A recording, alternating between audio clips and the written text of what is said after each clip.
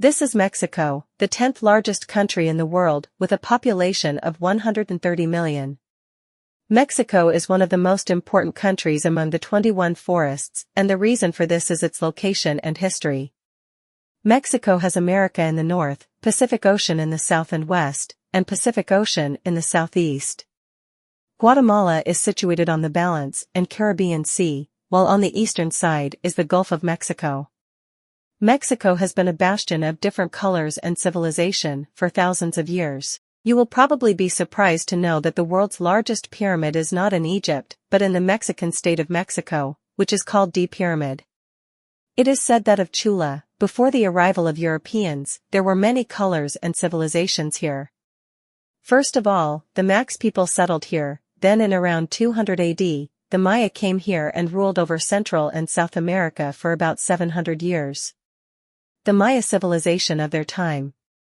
It was the most advanced civilization whose parents even today are no less than a sugar candy. Their knowledge of mathematics, agriculture and astronomy was unbelievable in terms of time, but then around 958 this civilization mysteriously ended. Then toll tax came in the 10th and 11th century, and then there later, in the 13th century, Aztecs settled here and continued to rule over central Mexico till the arrival of the Europeans in the 13th century.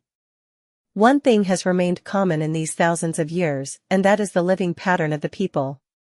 Even today around 60% population of Mexico they live in this thin strip, which is divided into only 18% of the total land area of Mexico, which means the remaining 82% of Mexico is completely empty. But why is this so?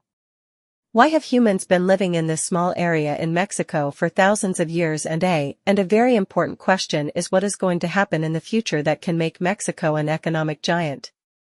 We know the answers to both these questions. Why do people in Mexico live only in this small area? A big reason is the geography of Mexico. Only 13% of Mexico's land is suitable for agriculture. In the north of Mexico, this entire area is a happy and sad desert, where farming and growing food is almost impossible. Similarly, in the south of Mexico, the entire area is full of forests, where there is a lot of rainfall.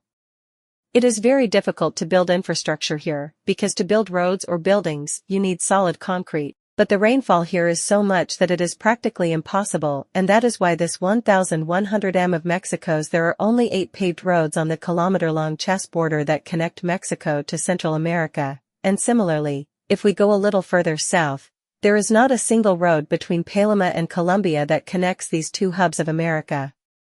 And on top of Joe D's geography complications, 70% of Mexico is covered by mountains, and these mountains have created very unfavorable conditions for Mexico. The biggest disadvantage is that it is very difficult and expensive to build infrastructure by cutting these mountains. And that is why the central part of Mexico where people live is cut off from the rest of Mexico because of these mountain ranges, which is why it is very difficult for the government to control and monitor this entire area. So Guatemala, and it is very difficult for the police to monitor this entire area from Belize to the northern border of Mexico, and that is why smuggling of drugs and weapons is very common from here. On one hand, these drugs are smuggled from southern Mexico to central Mexico, and then from here they are smuggled from there. People are smuggled through the northern border into America.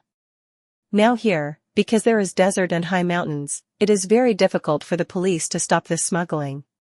One reason for the high population in central Mexico is that in the whole of Mexico, the land is the most fertile. This area has been brought to India by volcano, and that is why a very important grain which is called corn or corn, historically was first grown here. This area is ideal for agriculture and irrigation, and that is why Sari civilization has been there for thousands of years.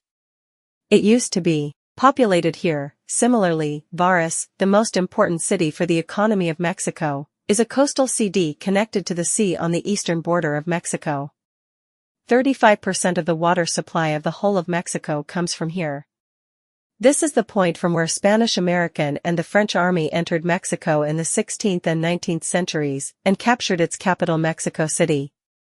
There is a huge mountain range around Mexico City, which gives it protection from external attacks, but these mountains are a big obstacle in protecting Mexico's coastal line. This is also why before the 20th century, Mexico was very vulnerable to external forces. Then in 1873, with great difficulty, a railway track was laid from Veracruz to Mexico City, a distance of 200 miles, and at the same time, about 50,000 people in Mexico's neighboring United States railroad network had been laid on miles because the geography of America was very flat and compared to Mexico, and due to this infrastructure development, America went far ahead of Mexico. Then this geography of Mexico is a big reason for the complications of Mexico. Population pattern and life of Mexico lags behind that of Northern America, but in the last few years, there has been a tremendous transportation in Mexico. Between 2010 and 2023, semi-gas pipelines have been laid from America to Mexico, and most of the guest manufacturing facilities have been set up on the America-Mexico border. It has been delivered to the plants, which has had two benefits. One is because of the Friends gas, there has been a huge boost in Mexico's manufacturing industry, and second, due to cheap labor, the overall production cost has reduced a lot and many international companies are running after this opportunity. The company is now shifting its manufacturing to Mexico. Nissan today manufactures many more vehicles in Mexico than its home country Japan. Mexico is today the fifth largest exporter of vehicles in the world. Similarly, in 2019, Mexico left behind Canada and China in the United States. Experts are predicting that if Mexico's manufacturing industry continues to grow at this pace, then in the next 20 years Mexico will become the seventh largest economy in the world, and as Mexico's manufacturing industry expands, it will become the world's largest trading partner.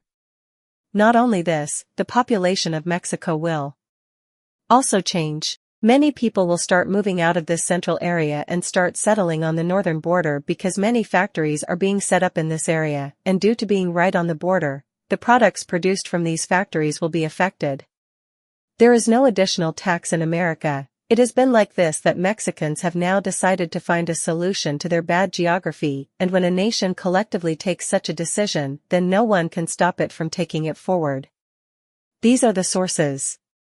From where we have done a concert for this video. If you liked today's video, then do like it and subscribe to the channel. Do suggest us a topic in the comments. See you in the next video.